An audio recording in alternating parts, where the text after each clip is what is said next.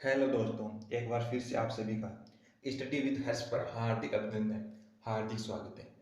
आज के हम इस वीडियो के अंदर जो चैप्टर करने जा रहे हैं वो आपके एग्जाम के लिए बहुत ही खास है।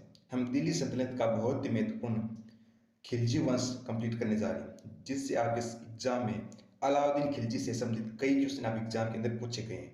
वो सभी पॉइंट, वो सभी महत्वपूर्ण प्रश्न जो आपके एग्जाम के लिए, चाहे वो एसएससी हो, रेलवे हो, बैंकिंग हो या अदर स्टेट एग्जाम्स हो, उन सभी के लिए महत्वपूर्ण होंगे। वो सभी इस वीडियो के अंदर कवर करेंगे। सारे पॉइंट हम इस वीडियो के अंदर कवर करेंगे, इसलिए वीडियो आपके लिए बहुत ही खास रहने वाला है। आपको हमारे इस वीडियो की पीडीएफ हमारे टेलीग्राम चैनल पर मिल जाएगा, लिंक डिस्क्रिप्शन बॉक्स के अंदर दी गई है। तो आज का हमारा प्रथम शासक है जलाउद्दीन खिलजी। जलाउद्दीन खिलजी जिसने की थी खिलजी वंश की स्थापना। कब की थी? 1290 ईस्वी के अंदर। 1290 ईस्वी के अंदर खिलजी वंश की स्थापना की थी। किसने की थी? जलाउद्दीन खिलजी ने की थी। जलाउद्दीन फिरोज खिलजी ने की थी। जलाउद्दीन फिरोज खिलजी ऐसा पहला शासक था जो अपने विरोधियों को उपहार देकर जीत लेता था। यानी जलाउद्दीन खिलजी अपने विरोधियों को उपहार देकर जीत लेता था। यह ऐसा पहला शासक था जो कि अपने विरोधियों को उपहार देकर जीत लेता था। यह क्वेश्चन आपकी एसएससी के अंदर पूछा गया कि दिल्ली सल्तनत का वह शासक जो विरोधियों को उपहार देकर जीत लेता था कौन था? जलाउद्दीन फिरोज खिलजी। जलाउद्दीन फिरोज खिलजी।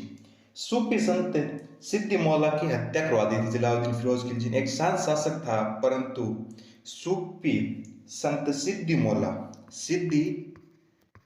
मौला किसने हत्या करवा दी थी? सिद्दी मौला की हत्या करवा दी थी। इसके बाद इसकी क्रूरता की झलक लोगों ने देखी थी, क्रूरता की झलक देखी थी। इससे पहले एक शांत शासक था जलाउद्दीन फिरोज खिलजी। सिद्दी मौला मौलिक यानी सूफी संत सिद्दी मौला की हत्या करवा दी थी। ये क्वेश्चन वैसे की या रेलवे के अंदर पूछा गया था, एक बार मैंने देखा था।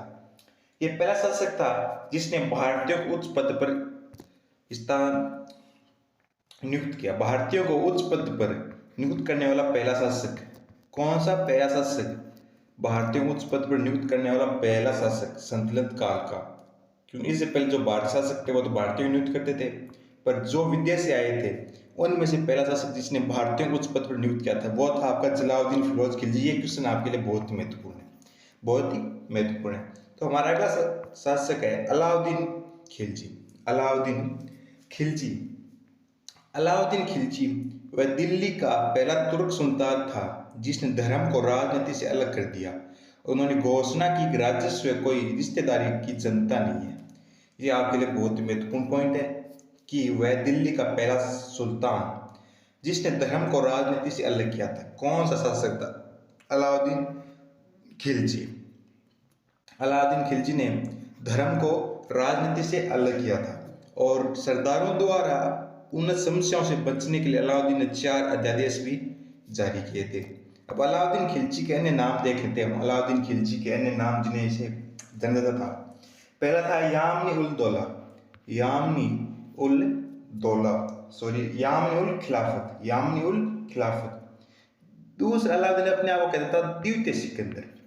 द्वितीय सिकंदर। अलाउद्दीन अपने आप को कहता था द्वितीय सिकंदर। इसने एक और उपाधि ली थी, सिकंदर ए सानी। सिकंदर ए सानी। अलाउद्दीन अपने आप को कहता था सिकंदर ए सानी और अपने आप को अलाउद्दीन युग का विजेता मानता था। युग का विजेता इसलिए इसकी उपाधि पड़ गई युग का विजेता। और जनता का चरवा किसी से जाना जाता था? जनता का चरवा। जनता का चरवा इस नाम से अलाउद्दीन खिलजी को जाना जाता था। विश्व के सुल्तानों का सुल्तान। अलाउद्दीन का एक अन्य नाम था विश्व के सुल्तानों का सुल्तान। और एक नाम था इसका, बच्चों का नाम था, वो था अली गुरसेप। अली गुरसप। अली गुरसप जो किसी बचपन का नाम था। ये इसके कुछ उपनाम थे जिससे अलाउद्दीन खिलजी को जाना जाता था। अलाउद्दीन खिलजी ने अपने शासनकाल की शुरुआत लाल किले से की थी। लाल किले से की थी। लाल किले से की थी जो कि पहले से जलाउद्दीन खिलजी बना चुका था। सॉरी, बलबन ने बनाया था लाल किला।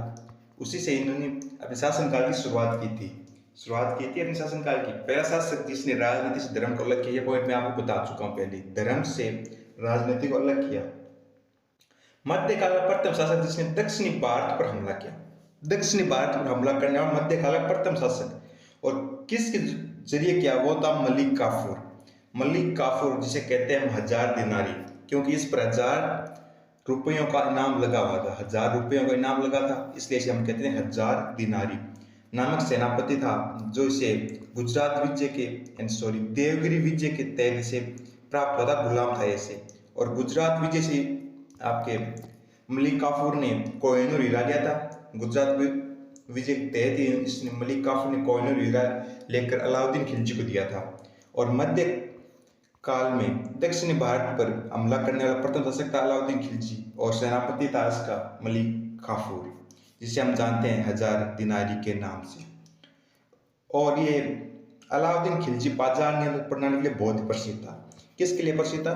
बाजार नियंत्रण प्रणाली। बाजार नियंत्रण प्रणाली, इसके लिए अलाउद्दीन खिलजी बहुत ज्यादा प्रसिद्ध था। इसने अपने बाजार नियंत्रण प्रणाली के लिए कुछ विभाग भी नियुक्त किए थे, जो था आपका दीवान ए रियासत। दीवान ए रियासत ये आपका बाजार विभाग था। कौन सा था? दीवान ए रियासत। दीवान ए रियासत। और इसका जो प्रमुख था उसे कहते थे दीवान ए मुक्तराज। दीवान ए मुक्तराज ये किसका प्रमुख था? बाजार विभाग जो था दीवान ए रियासत, इसका प्रमुख था दीवान ए मुक्तराज। इसने वित्त विभाग भी स्थापित किया था, वित्त विभाग, जिसका नाम था दीवान ए विजारत।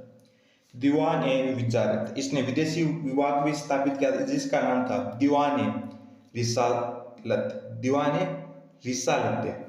और इसका एक बाजार विभाग था, जिसने बता दिया मैंने आपको, दीवान ए रियासत। बाजार नियंत्रण के लिए मूल्य प्रणाली शुरू की थी। बाजार नियंत्रण के लिए इसने मूल्य प्रणाली शुरू की थी। बाजार नियंत्रण कौन सी प्रणाली? मूल्य प्रणाली इसने शुरू की थी। मूल्य प्रणाली। मूल्य प्रणाली इसने शुरुआत की थी बाजार नियंत्रण के लिए। भूमि मापन के लिए इसने 2 इकाइयां शुरुआत की थी। कौन कौन सी? बिस्वा प्रथा। और इसने एक शुरुआत की थी मसाहत प्रथा। ये भूमि मापन की 2 इकाइयां शुरुआत की किसने की थी? अलाउद्दीन खिलजी ने की थी। इसने 2 कर भी लाए थे। कौन कौन से? एक गढ़ी कर, एक चराई कर। एक गढ़ी कर, एक चराई कर। इसने 4 प्रथाएं शुरू की थी। इसने 4 प्रथाएं भी शुरू की थी। कौन कौन सी? दास, हुलिया, नकद वेतन और स्थायी सेना। कौन कौन सी? दास, हुलिया, नकद वेतन, जो किसी बहुत ही फेमस है, एग्जाम में बार बार पूछी गई पॉइंट यही है। नकद वेतन किसने शुरुआत किया था? अलाउद्दीन खिलजी ने।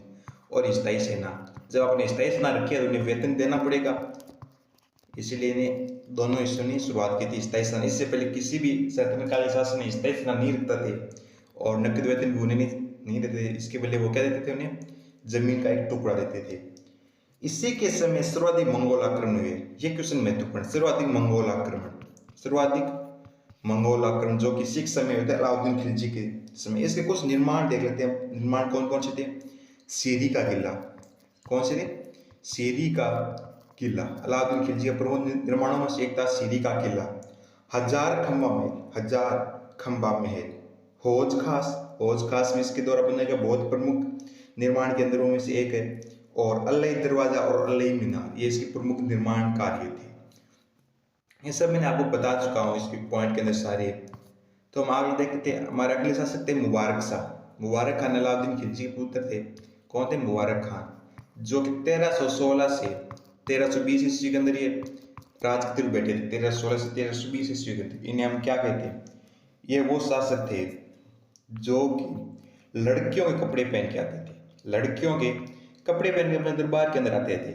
और खुसरो खान ने इन्होंने 1320 ईस्वी के अंदर हत्या कर दी। खुसरो खान इनके प्रमुख मंत्री थे, जिन्होंने 1320 ईस्वी के अंदर हत्या कर दी। खुसरो खान से एक क्वेश्चन पूछा गया, वो कौन से? कि खुसरो का प्रथम भारतीय मुसलमान थे, जिनका भारत के अंदर जन्म हुआ था। प्रथम भारतीय मुसलमान जो कि दिल्ली सल्तनत के शासक राजगद्दी पर बैठे। प्रथम भारतीय मुसलमान जिन्होंने राजगद्दी पर बैठे, दिल्ली सल्तनत की राजगद्दी कौन बैठे? खुसरो खान, 1320 ईस्वी के अंदर।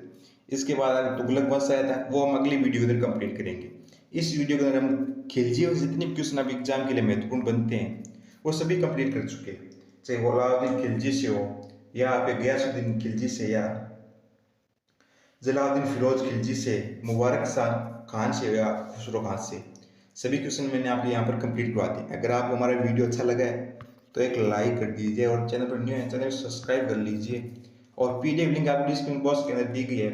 हमारा टेलीग्राम चैनल ज्वाइन कर लीजिए, वहाँ पर आपको हैंड रिटन नोट्स मिलेंगे जो कि आपको लूसेंट और घटना चक्कर से संबंधित होंगे, यानी PUS ईयर क्वेश्चन होंगे सारे के सारे, वो आपके लिए बहुत ही महत्वपूर्ण होने वाले हैं।